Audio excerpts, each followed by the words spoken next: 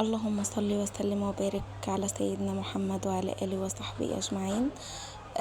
عاملين ايه يا حبايب قلبي؟ وحشتوني قوي، يا رب تكونوا بهنا وخير وصحة وسعادة. جيت لكم النهاردة بفيديو جديد، روتين كده حماسي وتشجيعي. وحشتوني قوي قوي من الفيديو الأخير اللي أنا نزلته لكم. وشكرا لكل الناس اللي كتبت لي انتي كنت فين، وحشانة وكده. طبعا بشكركم كتير جدا، وانا ان شاء الله باذن الله راجعه لكم بكل نشاط وحيويه. وهتشجعوني واشجعكم. بس كان عندي زي ما قلت لكم الراوتر بتاعي كان فيه مشكله وكده، وكان بايظ. ف يعني ايه صلحته، وهبتدي تاني انزل لكم فيديوهات.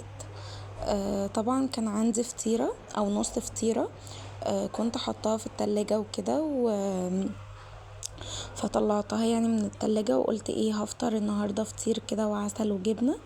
بقالي كتير قوي ما فطرتش الفطار ده. وعملت برضو جنبه كده كوباية لبن، قلت ايه اشربها جنبه كده. بس سخنت الفطيرة في الميكروويف، وبتطلع والله يا بنات 5 دقايق او دقيقتين بتطلع كأنها لسه معمولة جديد. يعني جربي ان انت تجيبي فطيرة وتحطيها مثلا في التلاجة او في الفريزر، وبعد كده تسخنيها، هتطلع بصي يعني بجد كأنك لسه جايباها. طبعا فطرت وفطرت سيليا. انا كنت في اليوم ده صاحية الساعة 12 الظهر او 1. كنا صاحيين يعني متأخر وكده. بس ففطرت وفطرت سيليا، وبعد كده ايه قلت ايه اشوف ايه اللي ورايا. طبعا طلعت على الريسبشن. انا كان عندي الريسبشن كنت مسحاه وكده، بس كان عندي البياضات بتاعتها مش نظيفة واتوسخت قوي يعني. فابتديت ان انا انفض بس الانتري واشيل البياضات، هغسلها وانتوا هتشوفوا يعني. وبعد كده هفرشها، يعني هسيبها طبعا تنشف وكده، وبعد كده انا هفرشها مع نفسي، يعني مش هتبقى معايا في الفيديو. تمام. بس وهكنس الارضيه لان انا كنت مسحاها قبلها بيوم يعني ومنضفه الدنيا، بس هي البياضات عندي كانت مش نظيفه بسبب المية. كانت عندي برضو قطعة، فمعرفتش ان انا اغسل في اليوم ده يعني وكده. بس فشلتهم يعني تاني يوم وايه. وهبتدي برضو المكتبة عندي ما كانتش برضو نظيفة، بتلم تراب يا بنات بطريقة مش طبيعية والله. يعني كل مثلا يومين 3 بعمل المكتبة دي وبرجع الاقيها فيها كمية تراب مش طبيعية. بس يعني انا مش عارفة ليه بتلم التراب، بس هي اي حاجة غامقة على العموم يعني بتلم تراب او بتبان فيها التراب كتير قوي يعني.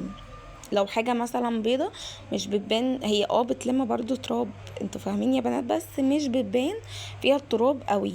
مش زي مثلا حاجة بني، حاجة بيضة، الكلام ده كله بتشوفيه التراب يعني كده، فاهمة. بس ابتديت ان انا لمعها واحط تاني المفارش بتاعتها واحط الحاجة اللي عليها.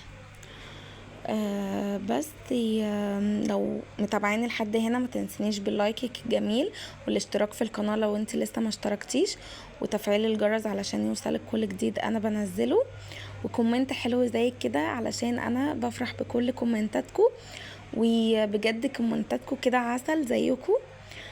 فربنا يديم المحبة اللي ما بيننا، وتفضلوا دايما كده ايه عزوتي وسندي في الحياة. بس طبعا ايه برضو اتجهت للجنب التاني كده.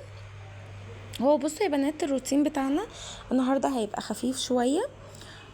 حبيت بس ان انا ايه يعني اعمل الريسبشن كده زي ما انا قلت لكم، ان انا اشيل البياضات بتاعتها، وان انا دوبك بس هكنسه وهعمل المكتبه. وكان عندي غسيل فاحطه يعني دوره غسيل. كانت حاجات كده بيضه على مش بيضه يعني الوان على هدوم سيليا. وبوريكم اهو انا بعمل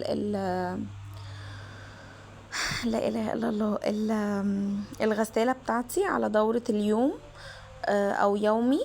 وبحط فيها كوباية رابسو وغطا معطر وبس كده يا بنات. ما تكتريش في الرابسو زي ما انا قلتلك. وبعملها على 50 درجة الحرارة و600 لفة ان هي تعصر وبس كده. وبسيبها الدورة دي بتقعد ساعة وتلت. بس حبيت ان انا بقى اسيبها كده ان هي تعمل الغسيل تنضفه يعني وكده. وبعد كده بديت ان انا ادخل في اوضه الاطفال. طبعا هغير الملايات بتاعتها وهكنسها وامسحها برضو. وبس كده، هو ده اللي انا هعمله في اوضه الاطفال. احنا طبعا يا بنات الجو حر قوي قوي اليومين دول، يعني بجد بجد. فاحنا كل وقتنا بقى في اوضه الاطفال. مش كل وقتنا، يعني احنا بننام فيها دلوقتي علشان خاطر بس ايه، الجو حر في اوضه النوم عندي، وما فيهاش شباك او فيها اي حاجه يعني تنفس. فعندي اوضه الاطفال فيها شباك، فبيبقى الجو عندي حلو طبعا. غير اوضه الاطفال يعني، غير قصدي اوضه النوم، سوري معلش. فابتديت ان انا وسيليا ومحمد يعني ننام فيها، فهي بتبقى رطبه كده وحلوه، احسن من اوضه النوم. بس انا عايزاكي بقى تتشجعي مني كده وتقومي بقى ايه، تاكلي الشقه اكل كده، ولو وراكي حاجه تقومي تعمليها. يعني عارفين برضو يا بنات، انتوا بتشجعوني زي ما انا بشجعكم. يعني انا بقوم عشان اعمل لكم الحاجة. فبصور، فاهمين حاجة؟ يعني أنا مثلا ايه، بعمل الحاجة دي، فاقول مثلا ما اصور علشان خاطر ايه، انتوا تشوفوا برضو وتتشجعوا معايا، وانا برضو نفس النظام بتشجع. يعني مثلا انا عشان اصور الحاجة دي بقوم اعمل الحاجة دي، فاهمين حاجة؟ بس فانا عايزاكي تتشجعي كده، وفعلا تقومي تخلصي حاجتك، علشان هفضل اقول لكم كل مره والله يا بنات ما فيش حد هيجي يعملك الحاجه بتاعتك، انت اللي هتعمليها. بس هي طبعا الملايات دي كنت عاملاها عموله يعني وكده، بصراحه جميله جدا، احسن من الملايات اللي هي اللي احنا بنشتريها جاهزه يعني وكده. هي كانت مامتي هي اللي عاملاها يا بنات، يعني هي مامتي ترزية. فكانت عاملاها لي. فبصي بتبقى واسعة وحلوة وجميلة وفيها براح، انتوا فاهمين حاجة؟ حتى اكياس المخدة بتبقى فيها براح، مش بتبقى مثلا على القد والكيس ضيق والكلام ده كله، لا، بتبقى واخدة كده وسع وبراح يعني. انا بصراحة من النوع اللي برشح ان انتي تعملي ملاياتك تفصيل، مش تجيبيها جاهزة. ليه بقى؟ الفكرة في ان يا بنات الجاهز بيبقى ضيق قوي، وبيبقى محددين لك الحاجة بالسنتي، بجد والله. يعني الحاجة اللي عندي كلها الجاهزة بتبقى الملاية جاية بالظبط على الحروكروك.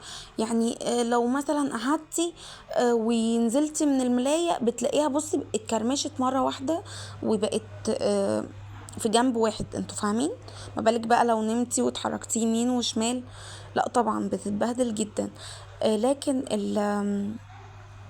العمولة او التفصيل بيبقى واسعة. طبعا انت بتاخدي الكمية بتقطعيها براحتك، فبتخليها واسعة وحلوة. بتخليها طبعا ان انت تقدري ان انت تتحكمي برضو في المخدة بتاعتك.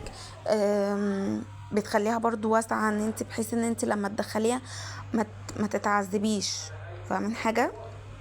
بس وعلى حسب برضو الأذواق، ممكن ناس تختلف في ذوقي يعني، وتقولي لا أنا بحب مثلا الجاهز أكتر من التفصيل.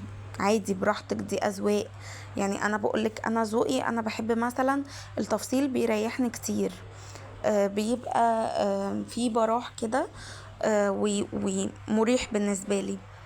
بس طبعا بختار اللي أنا عايزاه، الشكل، برضو النقشة اللي أنا بعملها. طبعا هنا استاذة سيليا يعني الله يبارك لها كانت بتشد الستاند، وباركولي علشان استاذة سيلا يعني بقت بتزحف، وانا بصراحة فرحانة قوي ان هي بقت بتزحف وكده وبتجري ورايا يمين وشمال، فدي حاجة بسطاني يعني. فالحمد لله ان احنا وصلنا ايه للسحف، يا رب يا رب ايه المشي كده ان شاء الله باذن الله. بس كده يا بنات، ويكون الروتين بتاعي خلص.